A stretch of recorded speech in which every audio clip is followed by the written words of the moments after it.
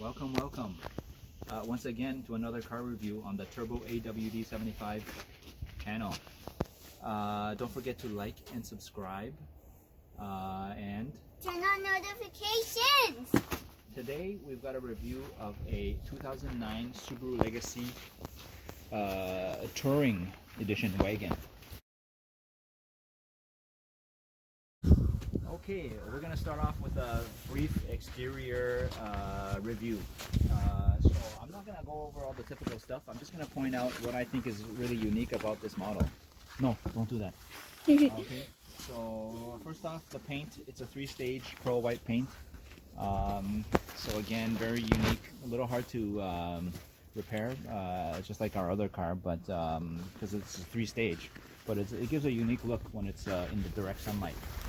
But again, I'm going to focus on what's unique about this car. Now, this is really the last of what I think is the original Subarus in terms of having that Subaru traditional DNA.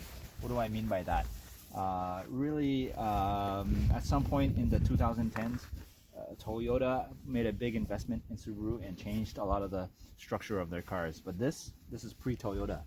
So what do we have here? Things like this, frameless doors, very sporty. You know, the new cars, they don't have that. They all have frame doors. We have low to the ground, very low to the ground, sporty feeling. And the fact that it's a wagon without the Subaru Outback body cladding, that's again last of its kind. You can't even hardly get a wagon anymore in the marketplace unless it's a Subaru Outback with all the extraneous body cladding. Not clean, but this is clean. Step around back, you know, typical wagon. Open up the trunk, see the trunk space. So you got a lot of space here, and you have the privacy shield. Just drag it back here, and of course the seats do fold down if you need extra space. And it's just a very useful package, much more useful than a sedan. What's a sedan? Sedan is a 4-door car with a trunk, like that's a sedan.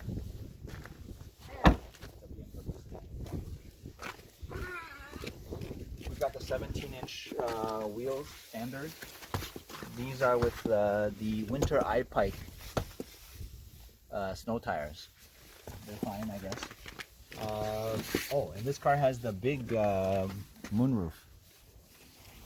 So that's about it. I'm not going to get too much more into it. You can find reviews of this car online. I just wanted to point out what's really unique about it. All right. Okay, on to the interior impressions here. So again, this is the limited edition or limited trim level. It's a 2.5-liter engine. So you know, that's the trim level there. But we've got the leather wrapped steering wheel. It's very basic actually in here. Cruise control, no audio controls on this steering wheel, but it's a very sporty 3-spoke steering wheel. Here's the control panel here. Again, I prefer this old style. There's no big screen. Of course, no Android Auto, no CarPlay. This is a 2009 model, but just a radio. It does have Bluetooth. Actually, it doesn't have Bluetooth. I added Bluetooth with this aftermarket device here that plugs into the auxiliary. Belkin. Yeah, it's Belkin. But very simple climate control, cold, hot, fan speed, you know, recirculate, air conditioning in the different fan modes, and that's it. Much better than what we have today in the modern cars. There's also very nice leather seats. Yes, but they're fabric actually, Oh. not leather at all. There's leather here, and that's it. This car is in pretty rough shape, as you can see, because of just hard family use. It's very old. It's pretty old. It is what it is, but it still runs, and it's not so good on gas actually. But the all-wheel drive system is really the best in the wintertime. AWD. Okay, if we move to the back seat, you can see the age of the car. Look how small, look how little legroom there is. It's just a product of this being a really old platform. Tissue box. Probably dating back to the 90s, I think, the same basic legacy platform. Tissue box. And again, one good thing about this car is That it has the super large moonroof. Okay, it hasn't leaked yet, so that's good. Although, yeah, not sure. You can open. It has a sliding. Green. Yeah. Okay. All right, so we've got the hood open here just to take a look at the engine bay. Again, this is the standard 2.5-liter Subaru Boxer engine, which is found on many Subaru models. So it's nothing special. Again, 2.5-liter, no turbo, non-turbo, 174 horsepower, I think. In terms of torque, probably, I'm not sure exactly, maybe 150. Nothing impressive. It's just a workhorse, everyday engine. It's not very powerful. It's not even that reliable, actually. There are a lot of issues, known issues. We had an overheating issue on ours, so I actually had the engine rebuilt. So from that aspect, is not a Honda, not a Toyota, but it is unique. It's a Boxer engine, something that it shares in common with Porsche, actually. And the reason they do that is it can sit very low in the engine bay, giving a low center of gravity. Got the battery here, air box there. What can I say? It is what it is. Okay, now we're ready for some driving impressions of the Subaru Legacy 2.5-liter touring wagon. All right, so we've got the 4-speed automatic here. It's actually very old technology. You don't see a lot of 4-speed automatics in the market anymore, but this being a 2009 model year, even then that it was kind of behind the times, but it is what it is. It does have the Tiptronic style manual shifting capability, but the upshifts and downshifts are actually pretty slow, so I usually just leave it in automatic mode.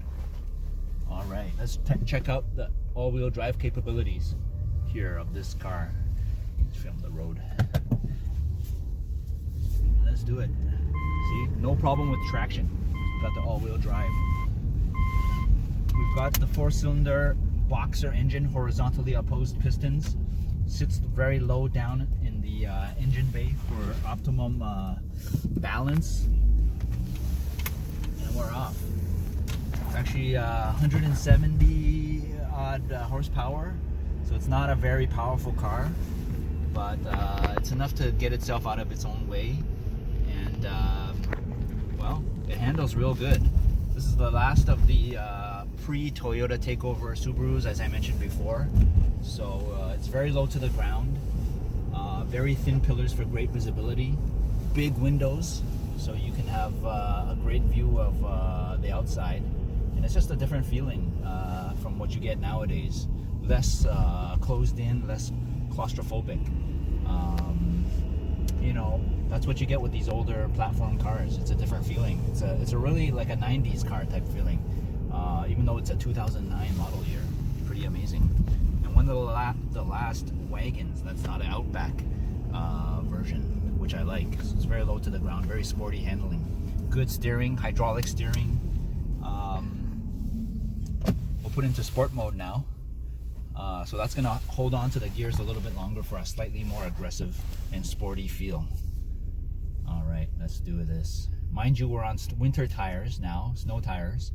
So grip is not going to be as good as it if it was the summer tires, but that's what it is in the winter time.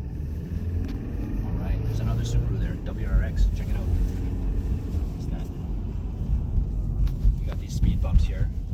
But you know, it's handling the speed bumps pretty okay.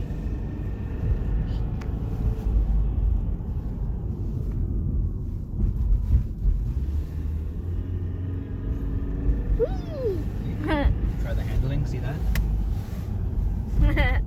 Very, you know, pretty responsive for a family sedan.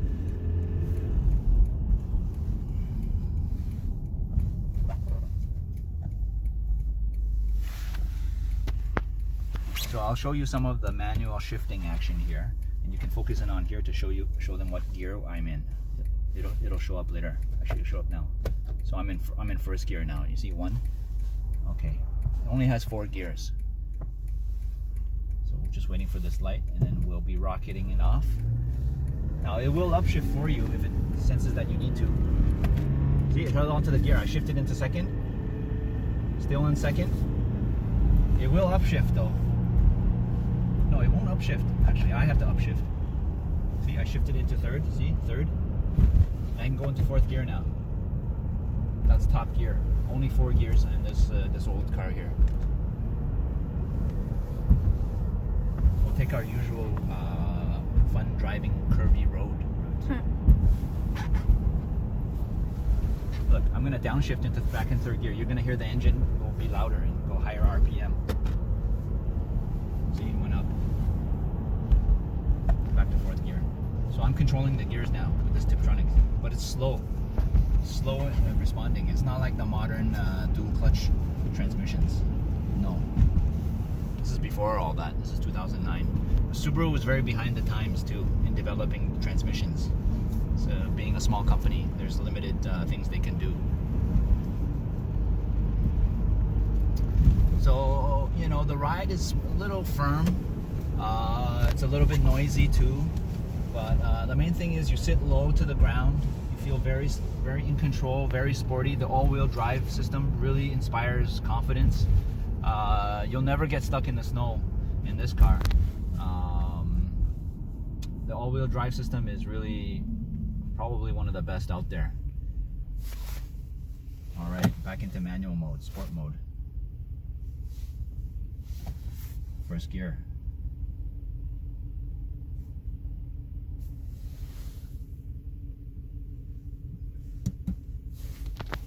Okay, now we're on a curvy section of road, so we can test out the handling characteristics of this Subaru Legacy Wagon 2009. So, got some mild curves coming up here, but the car is very stable. Like, you don't get this feeling anymore in the new Subarus or any of the new cars. They're all so high up off the ground, and they're all so heavy and thick that you don't have the visibility. So this is a really unique feeling car, the last of its kind, really. See, great handling. This is winter tires. Mind you, I'm not doing anything crazy here because it is winter, but you could just feel the dynamic response is not bad for a family car that when we bought it cost $20-something thousand brand new. You know, I mean, this is amazing. Look at that.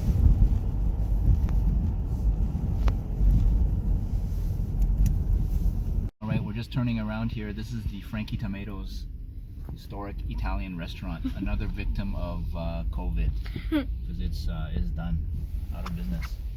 All right, let's make our way home. Okay, now on to the final thoughts on this 2009 Subaru Legacy.